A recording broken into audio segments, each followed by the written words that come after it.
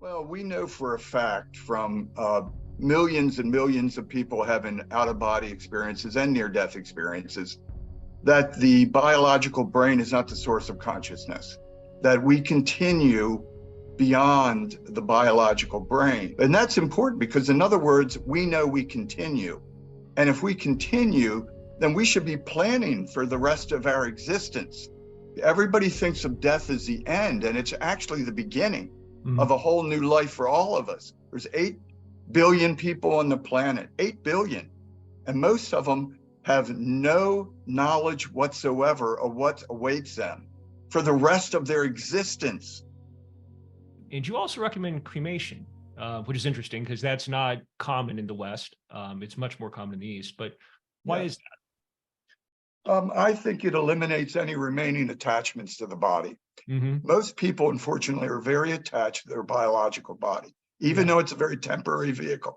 Your body is nothing but a vehicle of consciousness, a temporary vehicle of consciousness that you come in temporarily and you're leaving, and then you move on to another vehicle of consciousness, whether it be your astral body or your mental body. There's other vehicles of consciousness that you are actually using right now, but that's why it's important to learn about these things.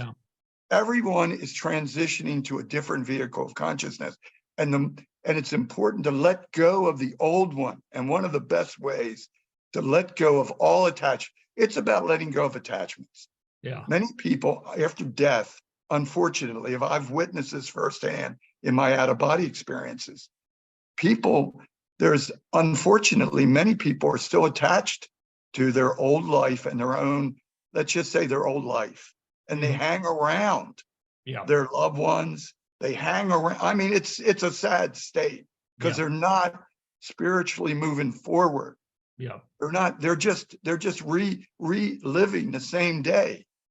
And unfortunately, this is more prevalent than most people think. It's important to cut the old away so we can move spiritually to a higher level of consciousness. And you have to let go of the old to move forward. And that's why it's so important, I think, that the very act of cremation is a symbol of letting go of the old. You're letting go of all that. That is over. Yeah, you had loves, you had a life, but you're moving on. Let it go and move to the highest level of consciousness you can achieve in that lifetime. That's what this is all about. Moving, really letting go of the past, because that is the past. Your body is the past. It's over. And moving to a higher level. And unfortunately, millions and millions of people don't do that. They cling to what I call the etheric double and hang out near their biological bodies. They're so obsessed with their bodies, they can't let go of it, or they're attached to their ex-life, which no longer is their life. So we have to learn to let go of that stuff. And let's just say cremation of the body helps us, I think, in that regard. And many people believe that. The Buddhists believe it. I mean, it's a very common philosophy of letting go of the old so you can move ahead to the new. To me, it's that simple. I have to get started planning my Viking funeral. That's always resonated with me. I'm going to put that in my spiritual directive. Yes. A good Viking funeral is always That's the good. way to go. But it's also exciting because you're no longer the victim of death. You're the creator of your new life. Think about that's a massive difference in consciousness. Most people go to their death fearful. And I understand they don't know for sure. They've heard all this stuff about hell. And let's face it, all of us have done things in our lives that we're probably not proud of. One way or another, everyone has. And in the back of your mind, that's why my father was so terrified of death. He was terrified of death because of some of the things he had done in his life, including killing some people in World War II. I mean, he was a soldier in World War II. And I mean, and that was hanging on him. And he was terrified of what would happen to him. You have to, that's so important to let go of that, because you're taking that mindset of guilt with you. People forget that. If you are guilty or you feel guilty for anything you've done in your life, and most of us feel, we know we've all done things we're not proud of in our, especially if you live to be as old as I have. And you have to let go of that. That's part of the training. That's part of the course. You have to examine your life and then start to give yourself a break. Release yourself of all your own guilt and fears, because it's over. You can't change it. You're not going to change it. You can send love to the situation. You can try to balance it all you can. You have to go, you have to live and focus on a higher part of your continuing journey. Because all that is over. And unfortunately, people still live in the past, many of them. And they beat themselves up over things they could have done or might have done. And we have to, it takes a while. That's why it's important. That's why I say 21 days. This is a course that requires a lot of thought.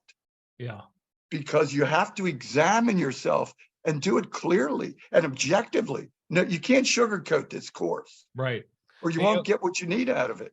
This course is about examining yourself harshly and then letting go of the crap that you still hold on to, so you can move ahead and move to higher levels within yourself. It's very important.